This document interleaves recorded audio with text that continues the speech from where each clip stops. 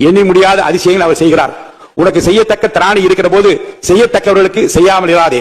கேட்டீங்கன்னா வசனத்தை சொன்னதுனால இதை வச்சு நம்முடைய டேவிட் டெராமனிக்கலன் அப்படிங்கிற டுபாக்கூர் என்ன சொல்லிருக்காருன்னு பாருங்க. சட்டசபைக்குள்ள வசனம் ஒளிபரப்பாகி கொண்டது. இது வரலாற்றில் ஒரு மிகப்பெரிய ஜெயம். உடனே அவங்கள வாக ஓகங்கிறது அது. பெரியமானவர்களே, ஆண்டவன் நமக்கு ஒரு புதிய முதலமைச்சரை கொடுத்திருக்கிறார். வந்திருக்காரு.